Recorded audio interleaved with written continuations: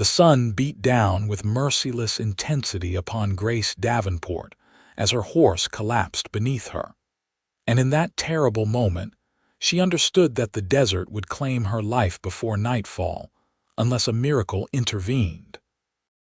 She had been riding for 3 days since leaving the failed settlement of Bitter Springs, her water supply dwindling with each passing hour until the last drops disappeared that morning. The landscape stretched endlessly in every direction, an ocean of sand and scrub brush that seemed to mock her desperation.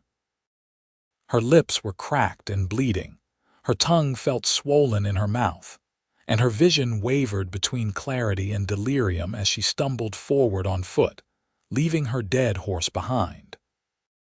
Grace had come west in the spring of 1882 with her father and younger brother, full of hope and dreams of a new life in Colorado territory. They had settled in a small community 30 miles east of Greeley, where her father planned to establish a freight business. But fever had taken both her father and brother within weeks of each other that summer, leaving Grace alone with nothing but debts and the clothes on her back. She had sold everything to pay what was owed and decided to make her way to Greeley proper, where she had heard there were opportunities for women willing to work hard. The journey should have taken 2 days at most, but she had taken a wrong turn, followed bad advice from a drifter, and found herself lost in the vast emptiness of the high desert plains. Now, as she staggered forward with the afternoon sun burning into her shoulders, Grace began to pray. She was not a woman given to excessive piety, but desperation had a way of making even the most practical person reach toward the divine. Her feet dragged through the sand, each step requiring more effort than the last. She could feel her body shutting down, conserving what little moisture remained. Her thoughts drifted to her mother, who had died back in Pennsylvania before they had ever headed west. Perhaps she would see her again soon. Perhaps death in the desert was simply the price she had to pay for daring to dream of something better. The horizon shimmered with heat waves, creating illusions of water that tortured her failing mind. She fell to her knees, unable to continue, and pressed her forehead against the burning ground. This was how it would end then. 23 years old and dying alone in a wasteland, her body to be picked clean by vultures and coyotes. She thought of all the things she would never experience, all the dreams that would die with her in this forsaken place. Then she heard it. The sound of hoofbeats, steady and rhythmic, cutting through the oppressive silence. Grace lifted her head, squinting against the glare, certain it must be another hallucination. But the sound grew louder, and a shape materialized from the heat shimmer. A rider on a paint horse, moving with purpose across the desert floor. She tried to call out, but her voice emerged as nothing more than a raspy whisper. She raised one arm, waving weakly, hoping the gesture would be visible. The rider changed direction, angling toward her, and as he drew closer, Grace could make out more details. He was tall in the saddle, wearing a wide-brimmed hat that shaded his face, a dusty brown vest over a faded blue shirt, and worn leather chaps. A bandana was tied around his neck, and she could see the glint of spurs on his boots. He pulled his horse to a stop a few feet away and dismounted with practiced ease, moving quickly to her side. "Easy now," he said, his voice deep and steady. "Do not try to talk." He pulled a canteen from his saddle and knelt beside her, supporting her head with one hand while he brought the water to her lips with the other. "Small sips," he instructed. "Too much too fast will make you sick." Grace wanted to gulp the water desperately, but she forced herself to follow his instructions, taking tiny sips that felt like liquid heaven on her parched throat. The cowboy watched her carefully, his gray eyes assessing her condition with the practiced gaze of someone who had seen desert casualties before. He had a strong jaw shadowed with several days' worth of stubble, sun-weathered skin that spoke of years spent outdoors, and dark brown hair that curled slightly where it touched his collar. "That is enough for now," he said, after she had taken perhaps half a dozen small sips. "Give your body time to adjust. What is your name, Grace?" she managed to whisper. "Grace Davenport, Finn Lawson," he replied. "You are lucky I was checking my trap lines out this way. Not many people come through this stretch. Where were you headed?" "Greeley," she said, her voice still weak but growing stronger. "Got lost." Finn looked at the direction from which she had come and shook his head. "You were headed due south. Greeley is northwest of here, probably 40 miles or more from where we are standing right now." "How long have you been without water?" "Since morning. My horse died maybe an hour ago, maybe 2, I cannot tell any more." He nodded, his expression serious. "Heat does that, plays tricks with time and distance. Can you stand if I help you?" Grace was not certain, but she was willing to try. Finn slipped an arm around her waist and lifted her gently to her feet. Her legs trembled beneath her, but she managed to remain upright with his support. He was solid and strong, and she could feel the warmth of his body through the fabric of his shirt. "My camp is not far," Finn said. "But I know somewhere better. Somewhere you need to see. Can you ride if I put you up on Jasper here?" "I think so," Grace replied. Finn lifted her onto his paint horse with surprising gentleness, then swung up behind her. His arms came around her to take the reins, and Grace found herself leaning back against his chest, too exhausted to maintain her own posture. The horse began to move at a steady walk, and Finn adjusted his hold to make sure she would not fall. "Where are we going?" Grace asked after a few minutes. "You will see," Finn said. "It is not much farther. I promise you it will be worth the ride." They traveled in silence for perhaps 20 minutes, moving through terrain that all looked the same to Grace's inexperienced eyes. But Finn seemed to know exactly where he was going, guiding his horse with subtle shifts of his weight and gentle pressure on the reins. Finally, they approached what looked like a small rise in the land, barely noticeable among the surrounding desert. Finn dismounted and helped Grace down, then took his horse's reins and led them around the rise. There, hidden from view unless you knew exactly where to look, was a narrow passage between 2 rock formations. Finn guided them through the passage, which opened into a small canyon perhaps 50 feet across and twice that in length. Grace gasped. In the center of the canyon was a pool of crystal-clear water, fed by a spring that bubbled up from between the rocks. Green vegetation surrounded the pool, cottonwood trees and wild grasses that stood in stark contrast to the barren desert they had just left. The rock walls provided shade, making the temperature noticeably cooler. Birds sang in the trees, and Grace could see the tracks of various animals in the soft earth near the water's edge. "An oasis," she breathed. "Hidden oasis," Finn corrected. "Not many people know about it. My father showed it to me when I was 12 years old, and his father showed him. The spring never runs dry, even in the worst droughts. The rock formations hide it from casual view, and unless you know the exact approach, you would ride right past without ever knowing it was here." He led Jasper to the water, letting the horse drink while Grace stood transfixed by the sight. It seemed impossible that such a place could exist in the middle of this wasteland, yet here it was, as real as the ground beneath her feet. "Go ahead," Finn said gently. "Drink your fill. Splash water on your face and neck. Take your time." Grace walked to the edge of the pool and knelt down, cupping her hands to bring the cool water to her lips. It tasted pure and sweet, better than any water she had ever known.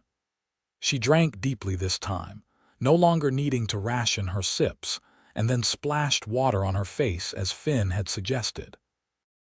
The coolness was glorious against her sun-burned skin. She wet her hair, letting the water run down her neck and back, feeling strength slowly returning to her limbs. When she finally sat back, she found Finn watching her with a slight smile. "Better?" he asked. "Better," she confirmed. "I thought I was going to die out there." "You very nearly did," Finn said seriously. "Another hour or two and I would have found a corpse instead of a woman. The desert does not forgive mistakes." "Why did you help me?" Grace asked. "Out here, some men would have just kept riding." Finn's expression grew thoughtful. "Because I was raised to believe that water is life, and life is sacred. This oasis has saved me more times than I can count. It seems right to use it to save others when I can." He paused, then added, "There is something I need to tell you about this place." Grace waited, watching his face. "My grandfather made a promise when he first discovered this spring," Finn continued. "He promised that he would never keep it secret for his own gain, would never charge for its water, would never turn away anyone in need. He taught my father to share it freely, and my father taught me. That is the covenant we keep. This water is a gift, and gifts are meant to be given, not hoarded." "Share it freely," Grace murmured. "Exactly," Finn said. "So I am sharing it with you, just as I have shared it with others who found themselves in desperate need. All I ask is that if you ever encounter someone dying of thirst, if you have water to spare, you remember this place and this moment and you share freely as well." Grace felt tears prick her eyes, though she had thought herself too dehydrated for tears. "I will," she promised. "I swear it." Finn nodded, satisfied. "Good. Now let us get you properly recovered. I have some dried beef and hardtack in my saddlebags. Not fancy, but it will give you strength. Then we need to figure out how to get you to Greeley safely." Over the next hour, as the sun began its descent toward the western horizon, Finn shared his provisions with Grace and told her about himself. He was 26 years old, the son of a rancher who had passed away 2 years earlier. He ran a small cattle operation about 15 miles northeast of the Oasis, not far from a town called Prospect. He supplemented his income by trapping and occasional work as a guide for settlers heading west. He knew the territory better than most men, having spent his entire life learning its secrets and dangers. Grace, in turn, told him about her journey west, the loss of her father and brother, and her determination to build a new life despite the tragedies that had befallen her. Finn listened without interruption, his gray eyes attentive and sympathetic. "You have had a hard time of it," he said when she finished. "But you have strength, I can see that. Not many people would have kept walking as long as you did. Most would have laid down and given up." "I am too stubborn to die easily," Grace said with a weak smile. "Stubborn is good out here," Finn replied. "Stubborn keeps you alive." As darkness fell, Finn built a small fire near the pool. The rock walls reflected the heat, creating a comfortable warmth now that the sun had set and the desert temperature was dropping. Grace felt more human than she had in days, her body recovering from its ordeal with the help of water, food, and rest. "We will spend the night here," Finn said. "Start fresh in the morning when it is cooler. I will take you to Prospect first. It is closer than Greeley, and you need proper rest before attempting a longer journey. There is a boarding house run by a woman named Mrs. Chen. She will give you a clean bed and hot meals while you recover your strength." "I do not have much money," Grace admitted. "I spent almost everything paying my father's debts." "Do not worry about that right now," Finn said. "Mrs. Chen is always looking for help around the boarding house. If you are willing to work, she will give you room and board until you have earned enough to continue to Greeley or wherever else you want to go." Grace felt a rush of gratitude toward this stranger who had not only saved her life, but was now helping her find a path forward. "Thank you, Finn. I do not know how I will ever repay you." "No repayment needed," he said firmly. Just remember the promise. Share freely when you can." They talked long into the night, the conversation flowing easily between them. Grace found herself laughing for the first time since her father's death, as Finn told stories about his experiences as a rancher and guide. He had a dry sense of humor and a gift for storytelling that made even mundane events sound entertaining. In turn, Grace told him about her life in Pennsylvania, her work helping her father with his business accounts, and her secret love of books. "Books are scarce out here," Finn said, "but Prospect has a small lending library. Nothing fancy, just a few dozen volumes that people share around. You would be welcome to use it." "I would like that," Grace said softly.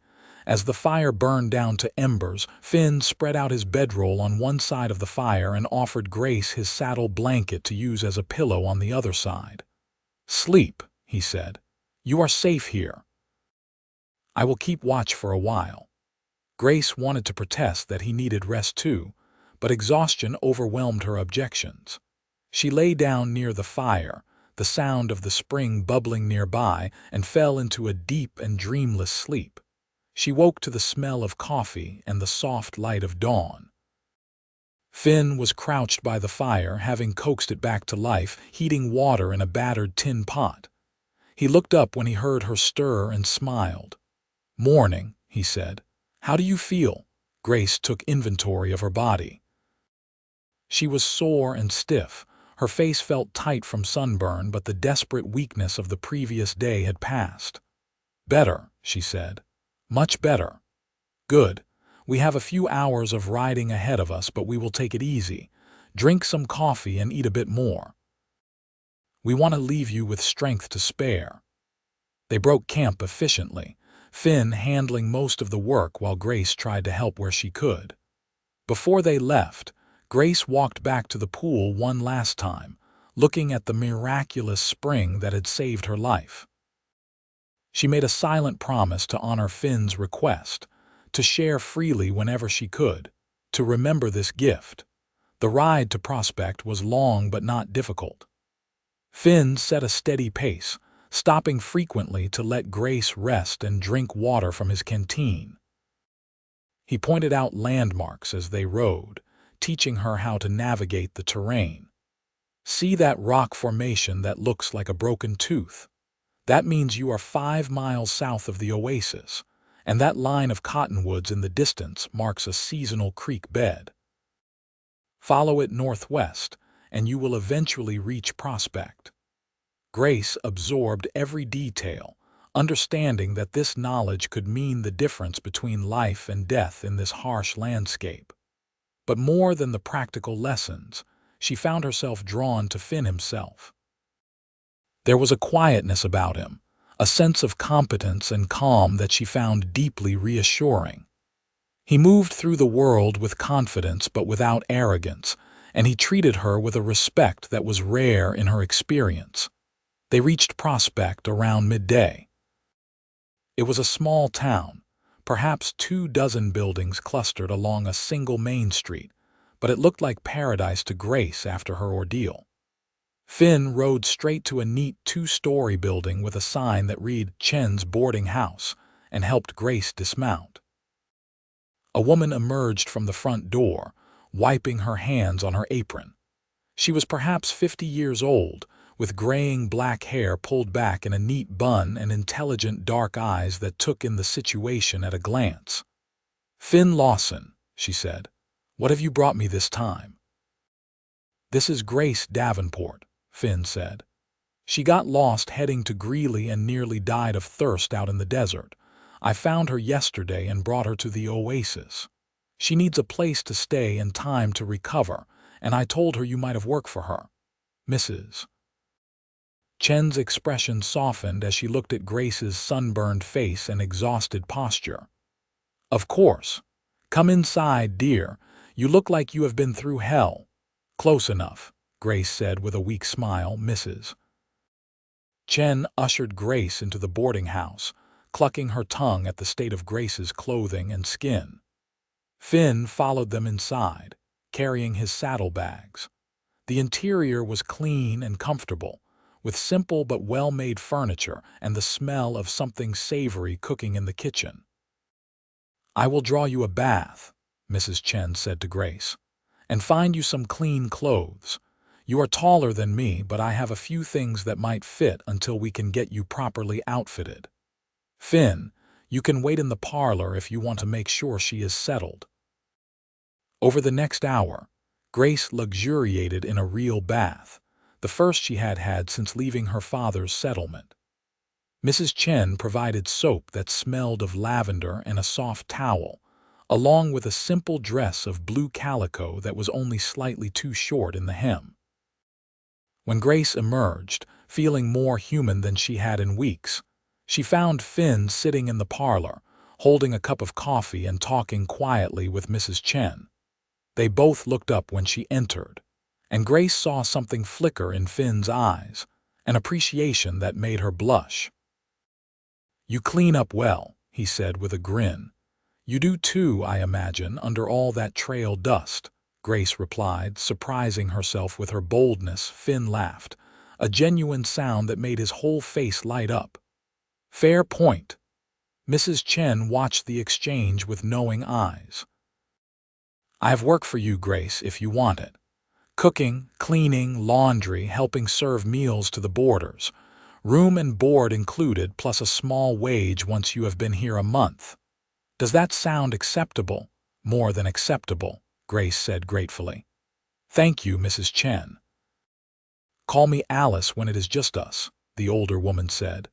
"We do not stand on formality here. Now, Finn, will you be staying for lunch?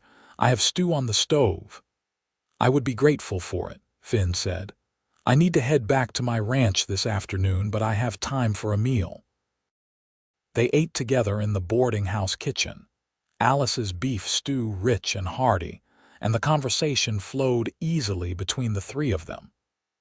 Grace learned that Finn was a regular visitor to Prospect, coming to town every few weeks for supplies and news.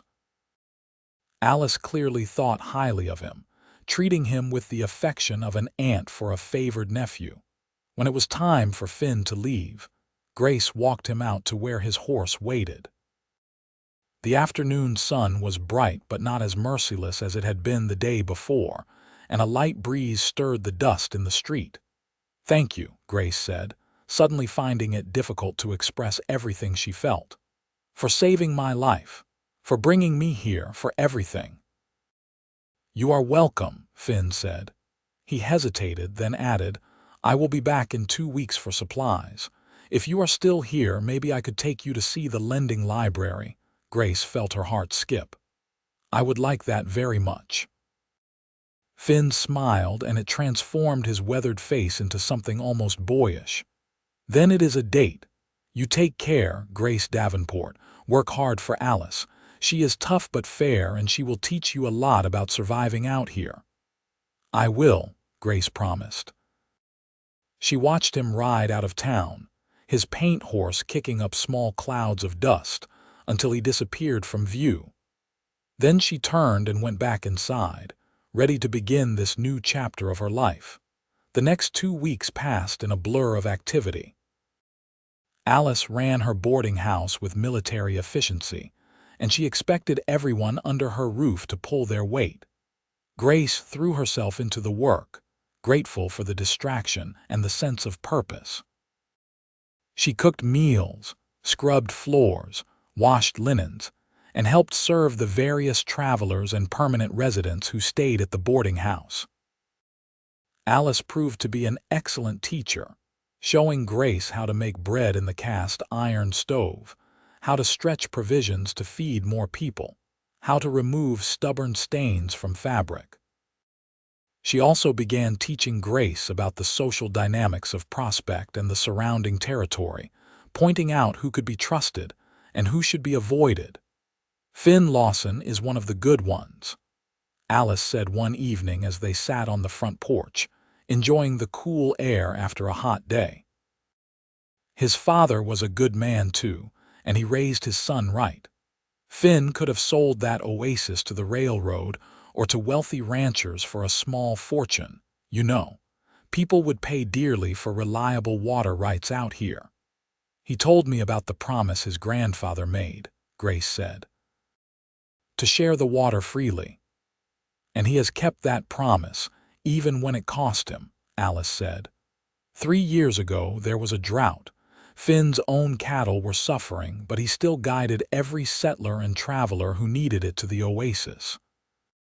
He lost a quarter of his herd that summer because he was spending time helping others instead of managing his ranch. That is the kind of man he is. Grace thought about that, adding it to the growing collection of things she knew about Finn Lawson. She found herself thinking about him often during those 2 weeks, remembering the steadiness of his voice, the gentleness of his hands as he had helped her drink, the warmth of his smile. She was not naive enough to mistake gratitude for something deeper, but she suspected there was more to her feelings than simple thankfulness. She found herself looking forward to his return, with an anticipation that had nothing to do with the promised visit to the lending library, and everything to do with the man himself. When Finn finally rode into Prospect on a sunny afternoon exactly 2 weeks after he had left, Grace felt her pulse quicken. She was in the kitchen helping Alice prepare dinner when one of the permanent boarders, an old prospector named Dutch, stuck his head in and announced, "Finn Lawson just rode in." Grace looked at Alice, who smiled knowingly. "Go on, then. Dinner can wait a few minutes, but take your apron off first." Grace quickly removed her apron and smoothed down her dress, another calico pattern that Alice had altered to fit her properly. She walked to the front door, trying to appear calm despite the butterflies in her stomach, and stepped out onto the porch. Finn was tying Jasper to the hitching post in front of the general store across the street. He looked up, saw her, and his whole face brightened. He finished securing his horse and crossed the street with long, easy strides. "Grace," he said warmly, "you look well. Life with Alice is agreeing with you." "It is," Grace said.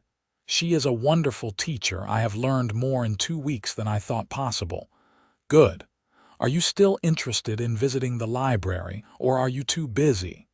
"Alice gave me permission to take a break," Grace said. "I would love to see the library." The lending library was located in the back room of the town's general store, a modest collection of perhaps 60 books arranged on rough wooden shelves. The storekeeper, a friendly man named Mr. Harrison, nodded to them as they passed through to the back room.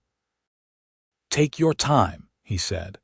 "Just sign the book out in the ledger when you are ready."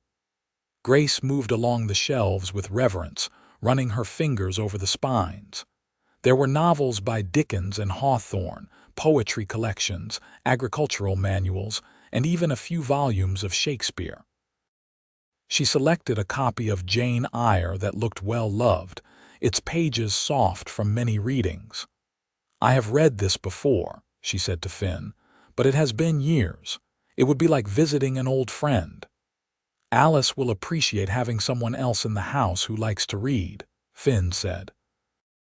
"She complains that most of her boarders are illiterate cowboys and prospectors with no interest in books."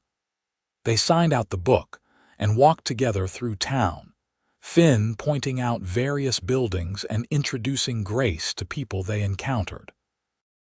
Everyone seemed to know Finn and greeted him with genuine warmth. Grace noticed several young women casting interested glances his way, but Finn seemed oblivious to their attention, his focus entirely on Grace. "Would you like to walk out a bit?" Finn asked as they completed their circuit of the main street. "There is a nice spot by the creek where it is shady and cool." "I should probably get back to help Alice with dinner," Grace said reluctantly. "Dinner is not for another 2 hours, Alice's voice called from the boarding house porch. "Go on your walk, girl. You have earned an afternoon off." Grace laughed, embarrassed that Alice had been listening but grateful for the permission. "Well then, yes, I would like that." They walked to the creek that ran along the eastern edge of town, following it upstream until they found a grove of cottonwood trees that provided shade and privacy. The water burbled over smooth stones, and birds sang in the branches above. They sat on a fallen log near the bank, and Grace opened her borrowed book, intending to read a few pages. But instead of reading, she found herself talking with Finn. They spoke about everything and nothing, the conversation ranging from practical matters like water rights and cattle prices to more philosophical topics like the nature of home and belonging. Grace discovered that Finn was far more educated than his cowboy appearance suggested. His mother had been a school teacher before she married his father, and she had instilled in him a love of learning. "She died when I was 14, Finn said. Pneumonia. My father never really recovered from losing her. He kept the ranch going, but his heart was not in it anymore. He died in a riding accident 2 years ago, but I think part of him died with my mother." "I understand that kind of loss," Grace said softly. "I lost my mother before we came west, and then my father and brother. Some days I feel like I am the only one left, like everyone I love gets taken away." Finn reached over and gently took her hand. "You are not alone," he said. "Not anymore." Grace looked at their joined hands, feeling the warmth and strength in his grip. Something shifted in that moment, a recognition that passed between them without words. This was not just gratitude or friendship. This was the beginning of something deeper, something that scared and excited her in equal measure. "Finn," she said carefully, "I do not want to misunderstand. Are you just being kind, or are you interested in more than friendship?" Finn met her eyes steadily. "I think you know the answer to that. From the moment I saw you standing on the porch of the boarding house, cleaned up and looking like you belonged there, I felt something shift inside me. I have not been able to stop thinking about you these past 2 weeks. But I did not want to presume. You have been through so much, and you might not be ready for this." "I might not be," Grace admitted, "but I would like to try. I think about you too, Finn, more than I probably should." He smiled, that transformation that made him look younger and happier. "Then we will take it slow. We have time. I am not going anywhere, and neither are you from the sound of it." They sat by the creek until the sun began its descent, talking and sometimes just sitting in comfortable silence. When they finally walked back to town, Finn kept hold of her hand, and Grace made no move to pull away. Alice saw them coming and smiled to herself, saying nothing but clearly pleased by what she observed. Over the following months, Finn became a regular presence in Grace's life. He came to Prospect every week or two, always finding time to spend with her. They took walks, attended church socials together, and had long conversations on the boarding house porch while Alice pretended not to eavesdrop. Finn taught Grace to ride properly, lending her a gentle mare from his string of horses so she could accompany him on short trips into the surrounding countryside. He took her back to the hidden Oasis one warm day in July, and they spent hours there talking about their hopes and dreams. Grace told him she wanted to establish a school someday, a place where children in remote settlements could learn to read and write. Finn told her about his plans to expand his ranch, to build a larger herd and maybe hire a few hands so he would not have to do all the work himself. "I want to build something lasting," he said as they sat by the spring, their feet dangling in the cool water. "Something I can be proud of, something I can pass down to my children someday." Grace felt her cheeks warm at the implication. They had not spoken explicitly about marriage or a future together, but it hung in the air between them, an unspoken promise. "What about you?" Finn asked. "Do you still plan to go to Greeley eventually?" Grace thought about it. A few months ago, Greeley had represented hope and opportunity, a destination she needed to reach. But now, sitting beside Finn in this hidden sanctuary, she realized her plans had changed without her even noticing. "I do not think so," she said slowly. "I like Prospect, I like working with Alice, and I like being near you." Finn turned to face her, his gray eyes intense. "Grace, I know we have not known each other long, just a few months, but I feel like I have known you forever.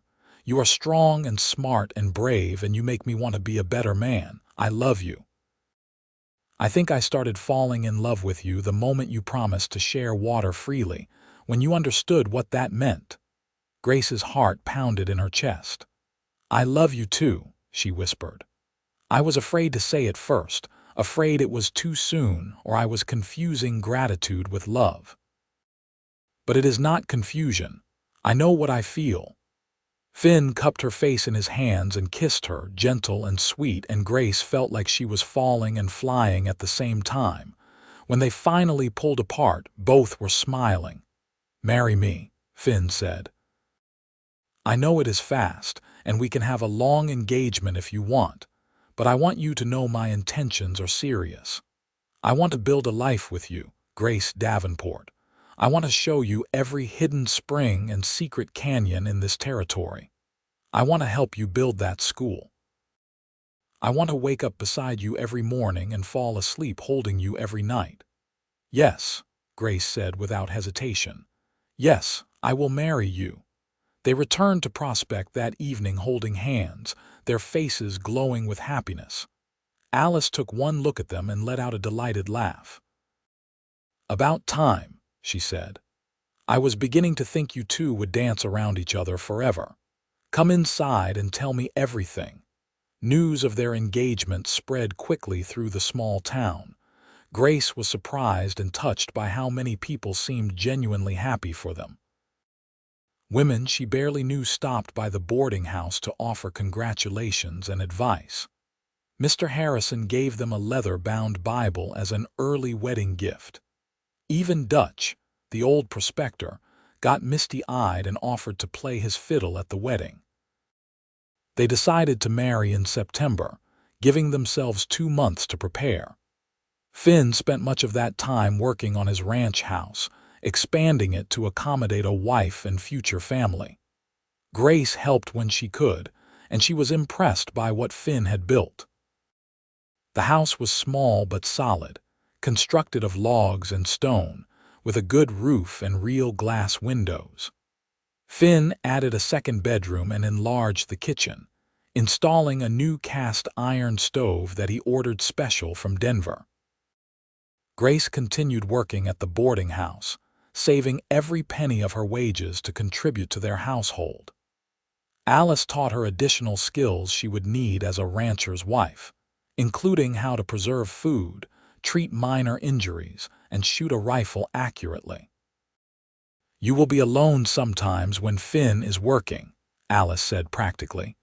"You need to be able to defend yourself in your home." The wedding took place on a perfect September morning at the small church in Prospect.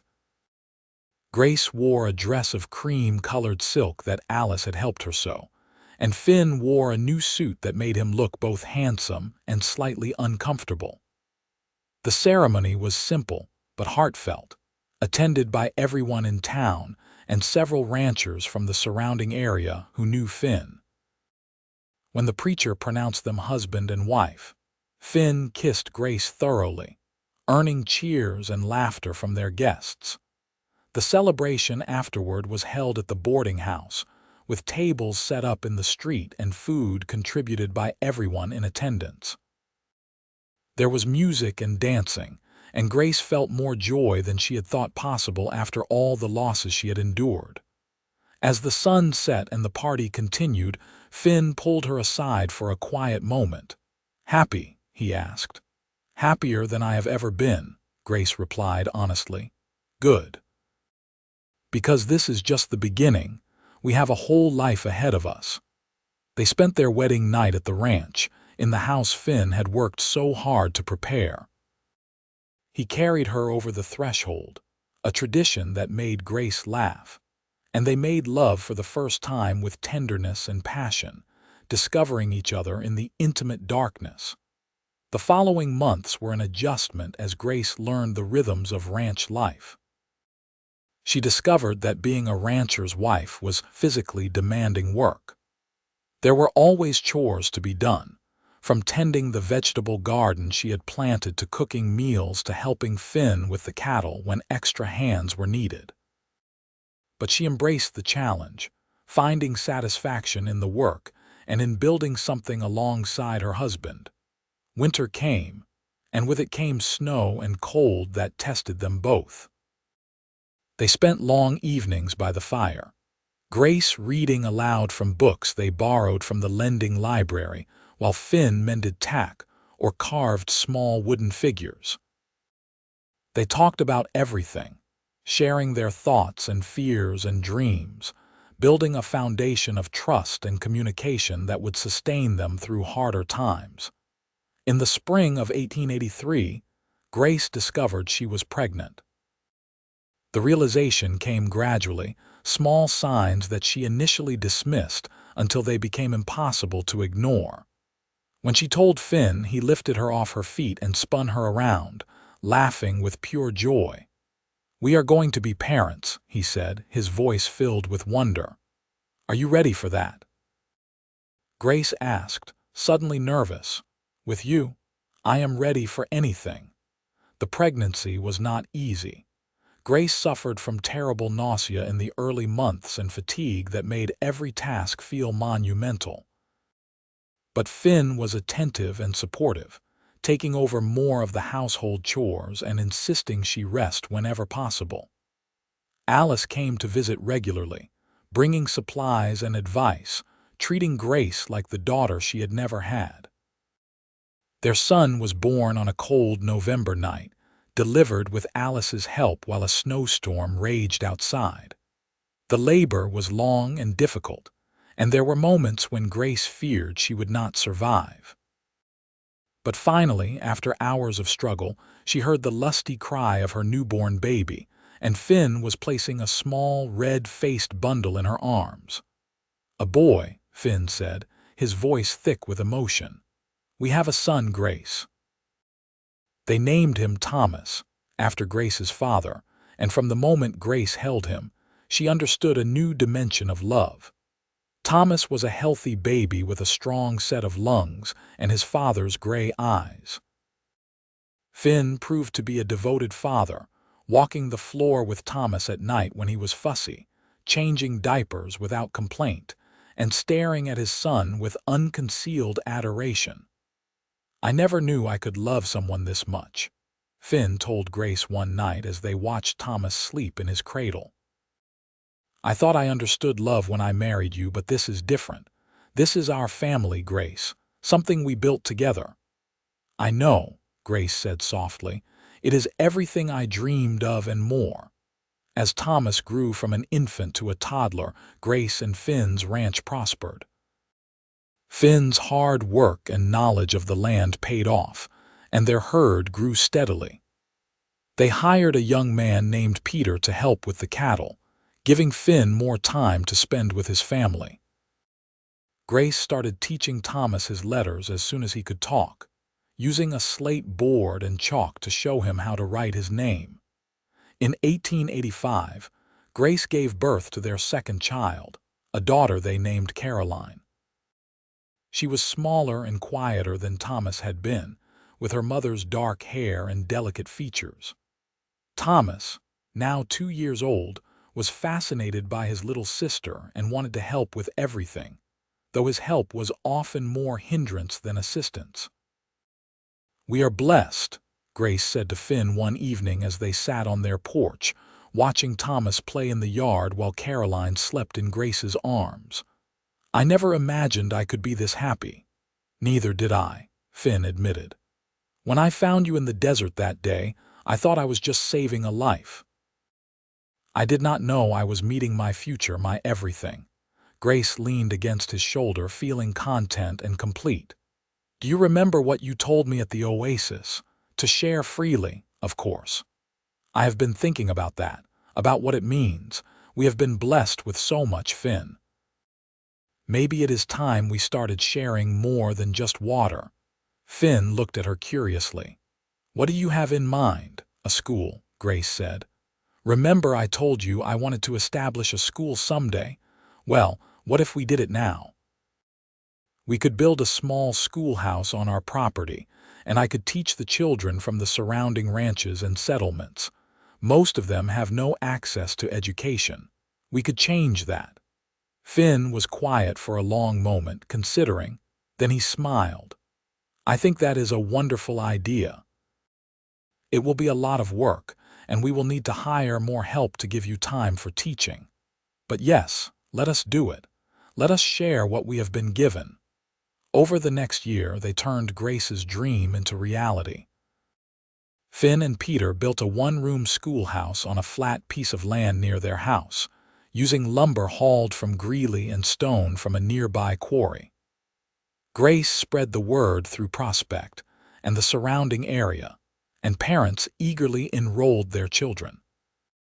When the school opened in the fall of 1886, Grace had 15 students ranging in age from 6 to 14. Teaching while raising 2 young children was exhausting, but Grace thrived on it. She loved seeing her students' faces light up when they mastered a new skill, loved knowing she was making a difference in their lives. Some of the older students had never been to school before and struggled with basic reading and arithmetic. But Grace was patient and encouraging, remembering her own love of learning. Finn supported her completely, taking on more of the childcare responsibilities and household chores so Grace could focus on her students. He also became a regular visitor to the schoolhouse, teaching the children about ranching and animal husbandry, about reading the weather and navigating by the stars.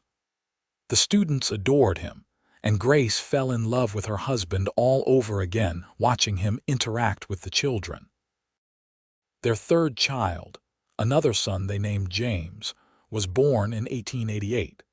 He was a happy, easy baby who seemed content to be passed around among his siblings and parents. Thomas, now 5, and Caroline, now 3, were excited to have a new brother and fought over who got to hold him. The ranch continued to grow, and Finn's reputation as a fair and honest cattleman spread throughout the region. He made regular trips to the hidden Oasis, always willing to guide anyone who needed water to its location. He taught the secret to other ranchers and settlers, keeping his grandfather's promise to share freely. Some people thought he was foolish to give away such valuable knowledge, but Finn never wavered in his commitment. "Water is life," he would say, "and life is meant to be shared, not hoarded." Grace saw that same philosophy reflected in everything Finn did. He helped neighbors during hard times, loaned tools and equipment freely, and always had time to help a stranger in need. He taught their children the same values, emphasizing generosity and compassion alongside hard work and self-reliance. In 1890, the railroad finally came through Prospect, bringing with it increased trade and growth. The town doubled in size almost overnight, and Grace's school had to expand to accommodate the influx of new families. Finn helped her build an addition to the schoolhouse, and they hired a young woman named Sarah to assist with teaching the younger children. That same year, Grace discovered she was pregnant again. This pregnancy was harder than the previous ones, and Grace often felt tired and unwell. Finn worried about her, insisting she cut back on her teaching hours and rest more. But Grace was stubborn, determined to see her students through the school year before taking a break. Their fourth child, a daughter they named Elizabeth, was born in early 1891.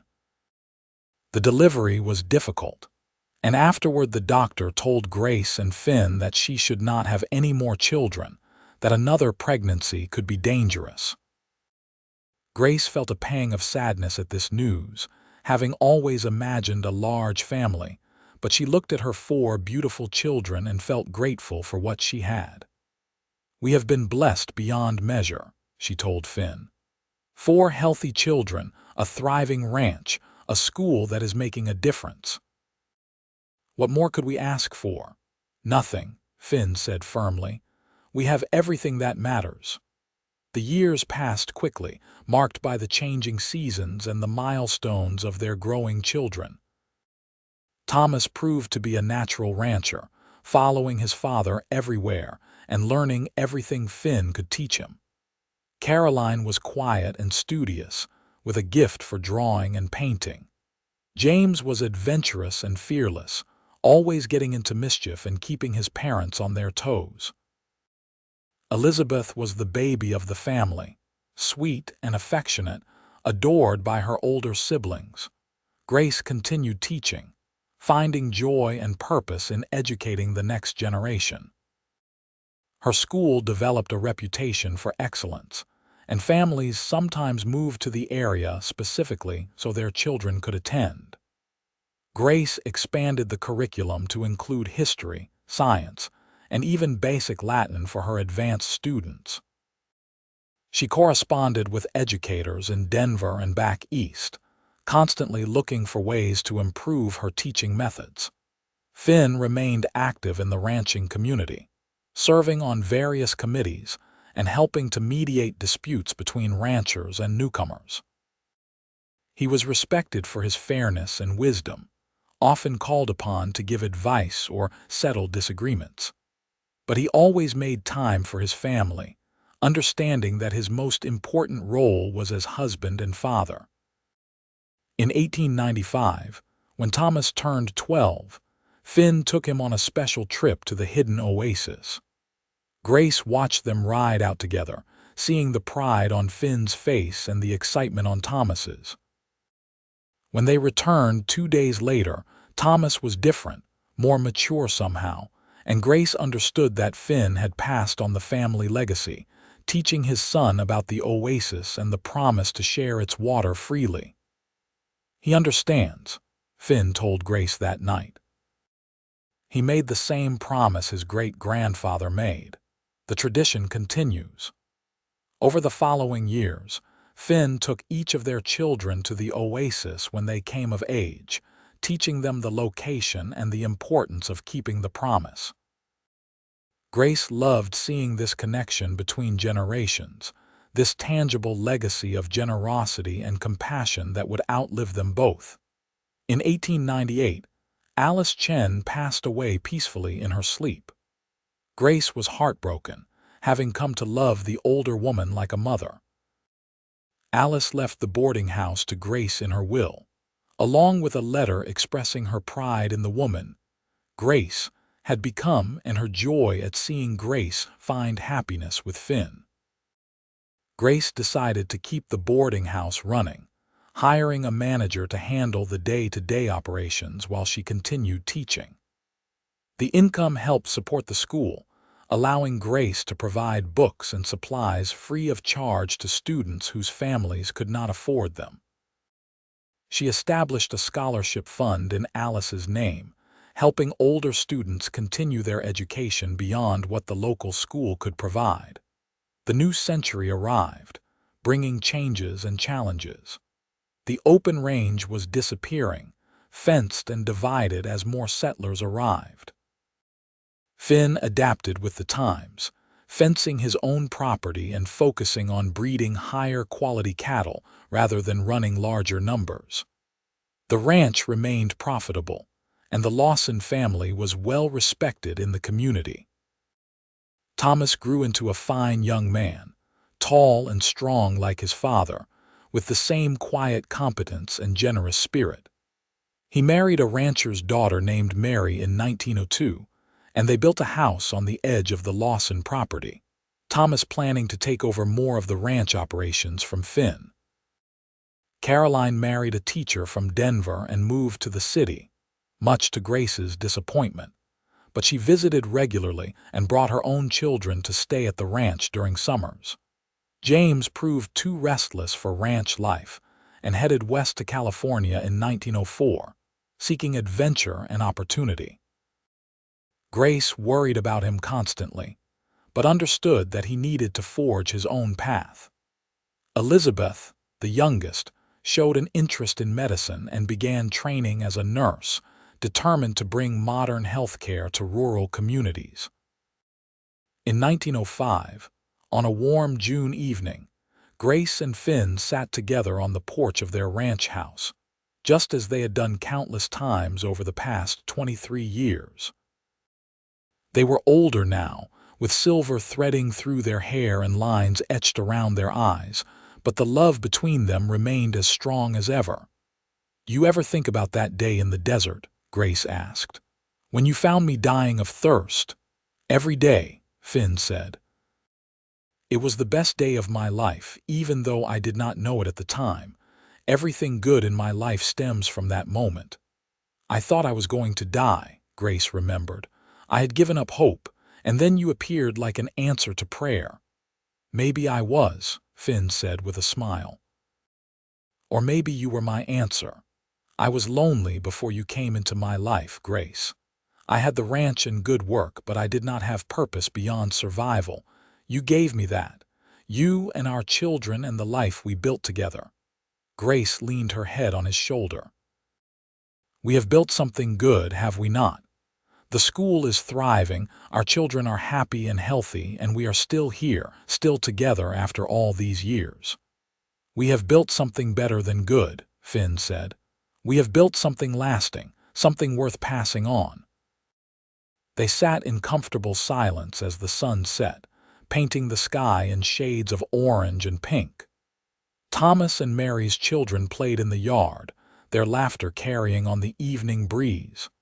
Inside the house, Grace could hear Elizabeth practicing piano, the music drifting through the open windows. "I love you, Finn Lawson," Grace said softly. "More today than the day I married you, and I will love you more tomorrow than I do today." "And I love you, Grace Lawson. You are the water that saved my life, the spring that never runs dry. Everything I am, everything I have, I share with you freely." Grace smiled at the echo of those words from so long ago, the promise that had shaped their lives together. Share it freely.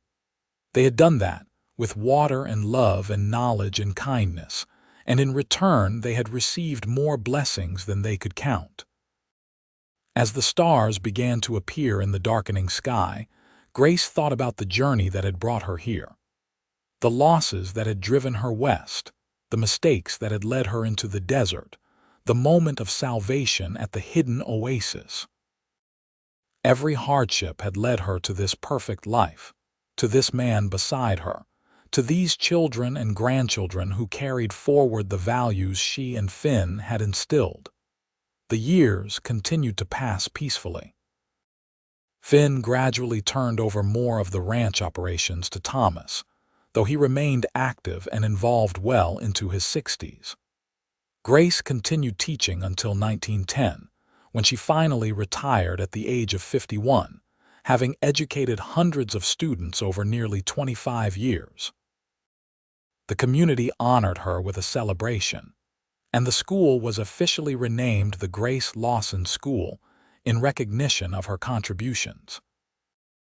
In retirement, Grace devoted herself to writing a history of the region, documenting the stories of the early settlers and ranchers before they were lost to time.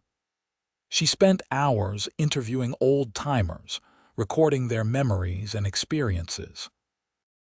Her work would eventually be published and become an important resource for historians studying the development of eastern Colorado. Finn supported her writing project enthusiastically, often contributing his own memories and helping her verify dates and facts. Together they would ride out to various locations, Grace taking notes while Finn described what the area had looked like decades earlier, before the fences and roads and towns. On one such trip in 1912, they visited the hidden oasis. It remained virtually unchanged, still providing water to anyone who knew its location. Thomas brought his own children there regularly, teaching them the family tradition, and Grace loved knowing that the promise would continue for generations to come. "This place saved my life," Grace said, standing at the edge of the spring. "In more ways than one. It gave me water when I was dying of thirst, but it also gave me you. It gave me everything." Finn put his arm around her waist. "The Oasis was here long before us and will be here long after we are gone. But the love we found here, the life we built together, that is our legacy. That is what matters." They stayed at the Oasis until sunset, reminiscing about their first meeting, about the moment they fell in love, about all the joy and challenges they had faced together. When they finally rode back to the ranch, Grace felt at peace, knowing that her life had been well lived and full of meaning. In 1915, James returned from California with a wife and 2 daughters, ready to settle down and reconnect with his family. He bought a small ranch adjacent to the family property, and Grace was overjoyed to have all her children close again. Family gatherings became frequent and loud affairs, with grandchildren running everywhere and multiple generations sharing meals and stories. Finn's health remained good well into his 70s, though he moved more slowly and tired more easily. Grace watched him carefully, knowing that their time together was finite and precious. She made sure to tell him every day how much she loved him, how grateful she was for the life they had shared. On their 40th wedding anniversary in 1923, their children threw them a huge celebration. Friends and former students came from all over Colorado to honor them, and Grace was overwhelmed by the outpouring of love and respect. Finn gave a speech that brought tears to everyone's eyes, talking about the day he found Grace in the desert and how that moment had changed his life forever. "She was searching for water in the endless desert," Finn said, his voice still strong despite his years. "I showed her the hidden oasis and told her to share it freely. But what I did not know then was that she would become my oasis, my source of life and renewal. She is the water that sustained me through drought and plenty, through hardship and joy. She is the spring that never runs dry." Grace stood and embraced him, not caring that everyone was watching, and kissed him as she had on their wedding day. The crowd erupted in cheers and applause, and Grace felt her heart overflow with gratitude for this man, this life, this beautiful journey they had shared. In 1926, Finn's health began to decline. He developed a persistent cough that would not go away, and the doctor diagnosed him with pneumonia. Despite the best care and Grace's devoted nursing, Finn grew weaker. He remained lucid and cheerful, refusing to let illness dampen his spirits, but Grace could see death approaching. On a clear spring morning, with Grace holding his hand and their children gathered around his bed, Finn passed away peacefully. He was 70 years old and had lived a full and meaningful life. Grace was devastated by the loss, feeling like part of her own soul had been torn away. But she found comfort in their children and grandchildren, in the legacy they had built together, and in the knowledge that their love would endure beyond death. She continued living on the ranch, cared for by Thomas and Mary, watching her grandchildren and great-grandchildren grow. She finished her history project and saw it published to critical acclaim. She remained active in the community, attending church services and social events, always ready with a story or word of encouragement for young people starting their own journeys. Grace lived to the age of 86, passing away peacefully in her sleep in 1945, surrounded by family and love. Her funeral was attended by hundreds of people whose lives she had touched, students she had taught, families she had helped, people who remembered her kindness and generosity. She was buried beside Finn in the small cemetery overlooking the ranch they had built together. The hidden oasis remained a secret known to the Lawson family and those they chose to share it with, the promise continuing through generations. Thomas taught his children, who taught their children. each generation learning the location and the importance of sharing water freely. The ranch prospered under Thomas's management and eventually passed to his son, Grace and Finn's grandson, who maintained the same values of generosity and hard work. The Grace Lawson School continued operating for decades, adapting to changing educational needs, but always maintaining high standards and a commitment to serving all children regardless of their family's ability to pay. Eventually, it merged with the larger Prospect school system, but Grace's name and legacy remained honored. The boarding house that Alice had left to Grace was eventually sold, but the new owners maintained its character and purpose, continuing to provide clean rooms and good meals to travelers and workers passing through Prospect. A plaque on the front door commemorated Alice Chen and Grace Lawson, two women who had helped build the community.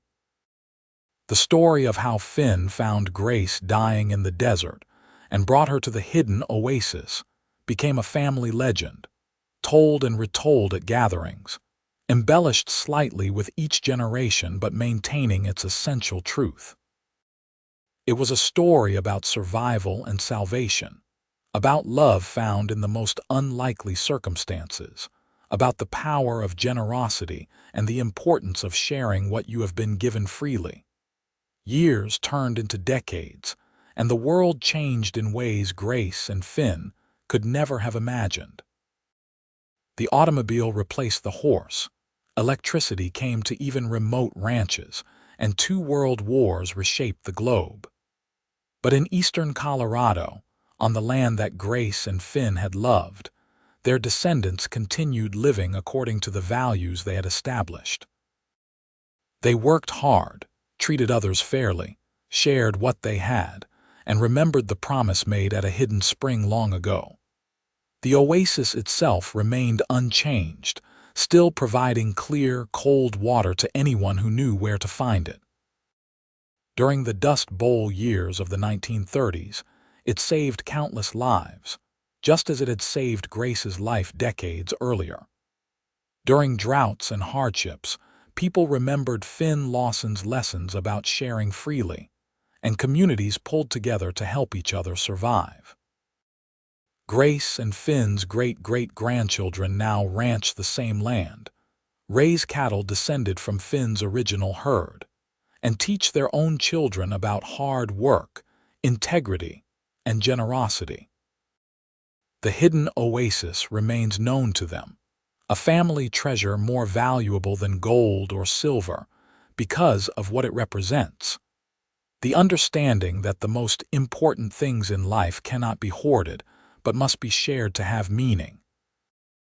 On summer evenings, when the family gathers for reunions and celebrations, someone always tells the story of Grace and Finn. They tell about a woman searching for water in the endless desert, about a cowboy who showed her the hidden oasis and said share it freely, and about the love that grew from that moment of salvation. They tell about a school that educated generations, about a ranch built on principles of fairness and hard work, about a family legacy of generosity that continues to this day. And when the story is finished, when the last words have been spoken and the listeners sit in contemplative silence, someone always raises a glass of cool, clear water and offers a toast. To Grace and Finn, who taught us that the best things in life are meant to be shared freely. The water catches the light as glasses are raised, reflecting the same sun that beat down on Grace so many years ago when she thought she would die alone in the desert. But she did not die. She lived and loved and built something beautiful, something lasting, something that continues to ripple outward through time like rings spreading across the surface of a spring-fed pool. That is the legacy of Grace Davenport Lawson and Finn Lawson. Not just the land they ranched or the school they built or the children they raised, but the understanding that we are all wanderers in the desert at some point in our lives, desperately in need of water. And when we find that life-giving spring, whether it comes in the form of water or love or kindness or opportunity, we have a choice.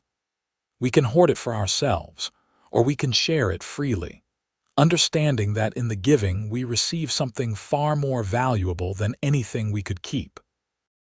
Grace and Finn chose to share. They chose generosity over greed, community over isolation, love over fear. And in making that choice, they created something that transcended their individual lives, something that continues to nourish and sustain long after they have returned to the earth they loved so well. The hidden oasis still flows, still provides water to the thirsty, still saves lives. The promise still holds. And somewhere, in the place where love endures beyond death, Grace and Finn Lawson still hold hands, still smile at each other with the joy of two people who found everything they needed in the endless desert and learned that the secret to keeping it was to give it away. Share it freely. 3 simple words that changed 2 lives and created a legacy that would endure for generations. 3 simple words that contained the wisdom of ages and the key to a life well lived. 3 simple words that Grace remembered every day of her long life, from the moment Finn first spoke them at the hidden oasis to her final breath decades later. She was searching for water in the endless desert. The cowboy showed her the hidden oasis and said, "Share it freely." And from that moment of salvation grew a love story that would be told and remembered long after the last person who knew them personally had passed away. A testament to the enduring power of generosity, compassion, and love.